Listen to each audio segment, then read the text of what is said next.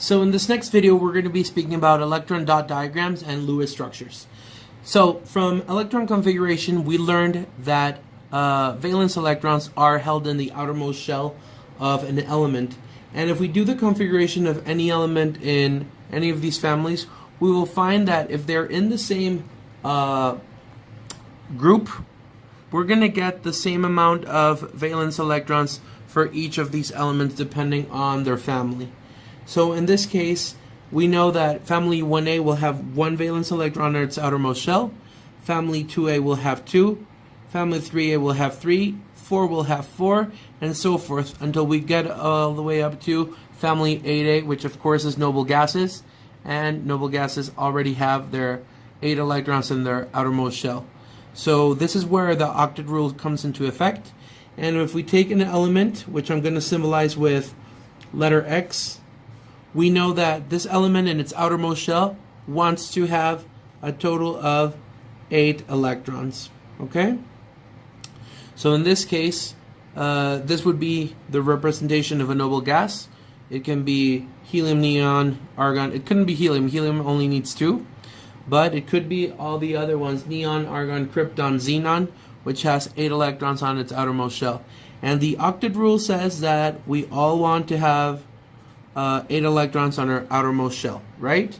So in this case, for elements that only have 1 valence electron on their outermost shell, what we want to think about is that what's easier, to get 7 electrons or to just lose 1.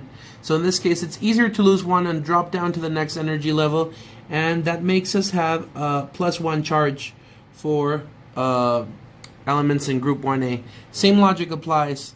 If we have 2 electrons, it's easier to lose 2 or to gain 6. It's easier to lose 2, so then we're going to get a +2 valence for this. Same thing for 3. 3, it's easier to lose those 3 than to gain those 5 electrons. 4 can go either way, ±4, because these can be shared or these can be gained or lost depending on what type of compound we're talking about. And here's where it gets interesting, because from 5 forward, 5 electrons means we only need 3 to get the 8 electrons on our outermost shell. So in this case, it's easier to gain 3, and once this element gains its 3 electrons, its charge is going to become -3. Same idea with 6. If we have 6 electrons, we are in family 6A, outermost shell. So when we gain those 2 electrons, we're going to become -2. And same thing for halogens. Halogens have 7 electrons on their outermost shell. So when they gain 1, they're going to become -1. Noble gases are neutral. They tend to not interact at all because they are already complete in their outermost shell. So they have a formal charge of 0 because they do not want to interact. So let's make a specific example. For example, if we look for magnesium, magnesium is in the second group. So we write the symbol, and since we know magnesium has 2 electrons on its outermost shell because it belongs in family 2A, then we're going to draw 2 dots to signify that magnesium has 2 electrons on its outermost shell.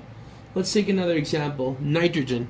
Nitrogen is in family 5A, so we know that nitrogen is going to have 5 electrons on its outermost shell. So we draw 1, 2, 3, 4, and 5. So in this case, nitrogen has 5 electrons on its outermost shell. So if we take any element from left to right and we begin with, for example, lithium, then in order beryllium, then boron, carbon, nitrogen, oxygen, fluorine, and neon, we will notice right off the bat that their group number is going to correspond to the amount of valence electrons that they have on their outermost shell. And we can build the dot diagrams.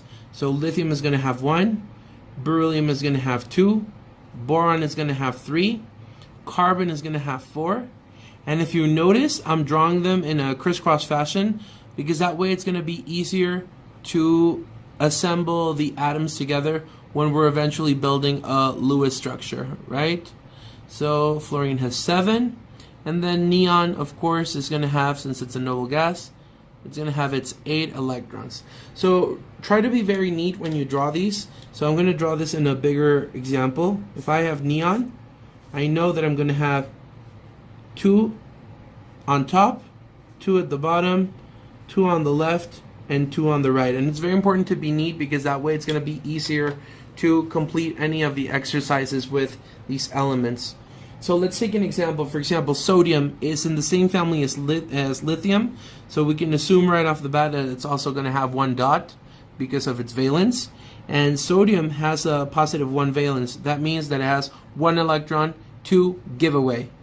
But let's take another one. Chlorine. Chlorine is a halogen. That means that it has a valence amount of valence electrons 7. 1, 2, 3, 4, 5, 6, 7. And that means that its charge is -1 because it has 1 electron to receive, right? So another example would be calcium. Calcium has 2 electrons. Its charge is +2. Sulfur, which is in the same family as oxygen, is -2 for its valence. So that means that it has 6 electrons, just like oxygen does. And once we identify these parallel, this logic, and that the number of valence electrons corresponds more or less to the amount of valence electrons on the dot diagram, it's very simple to analyze, okay? So let's skip now to Lewis structure. So a typical question would kick off with a compound, right? So we give you a compound, water, and what we could do is analyze and do the dot diagrams for the elements that compose water. So we know hydrogen is in the first group. Hydrogen has 1 dot. And then oxygen has 6 dots, from which what we saw in the other example. However, our chemical formula is telling us that we have 2 hydrogen atoms. So I'm going to draw this again. That way we have 2. And naturally, following the octet rule, we know that oxygen wants to complete 8 electrons, and hydrogen wants to get rid of its electrons so that it's stable in its upper shell. So in this case, what we can do is draw the intermediate structure. So we would have oxygen here with its dots. Then I'm going to take another color to draw hydrogen, and hydrogen is going to park right here to the side, and we're going to park it right here again.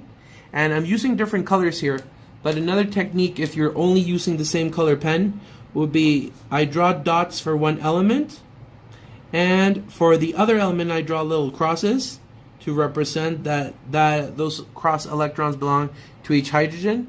And then once we have this, what I can do is I can substitute pairs of shared electrons for lines representing bonds. So how is this going to look?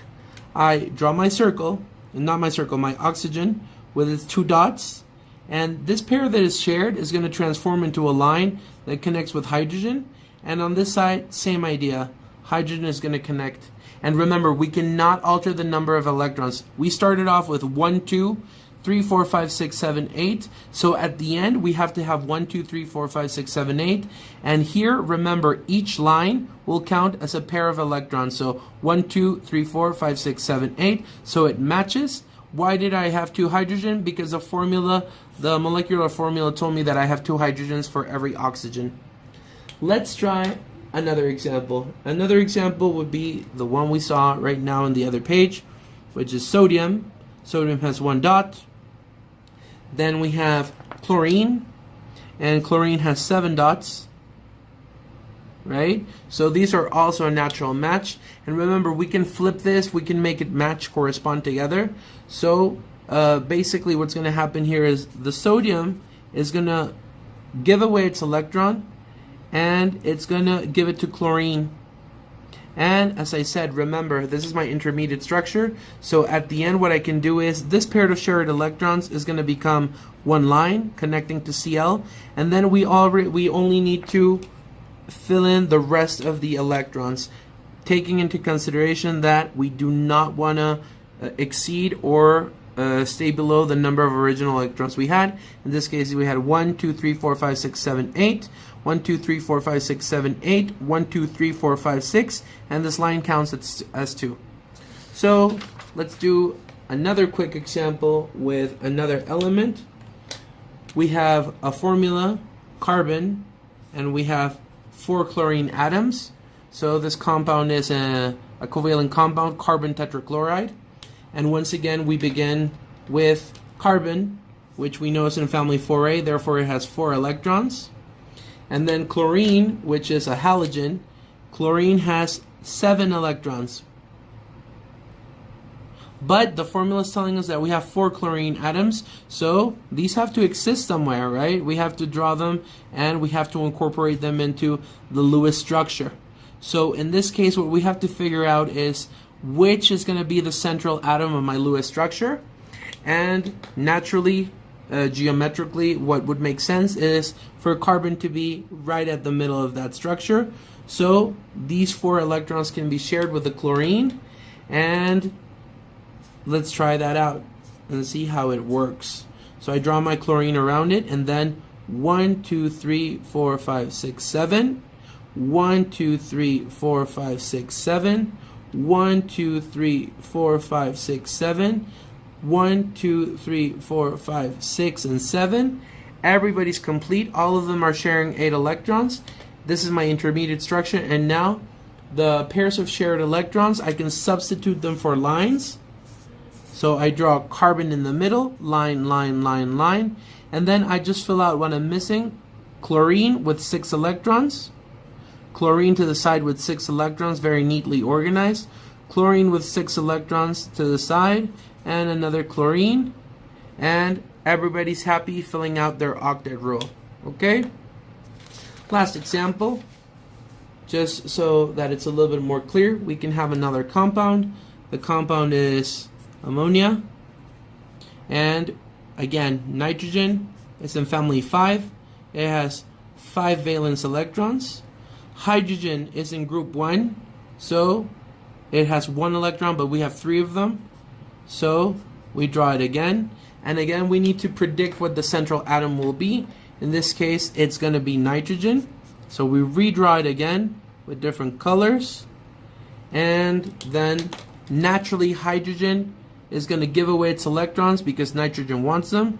So nitrogen here, hydrogen here, hydrogen here, hydrogen here, and once again for the last time, those shared electrons, we're going to transform them into bonds, and our final structure would be H dash N dash H, which are the dashes are the bonds, and the only thing we're missing is this last pair of electrons that wasn't shared, and that's how you create a basic Lewis structure.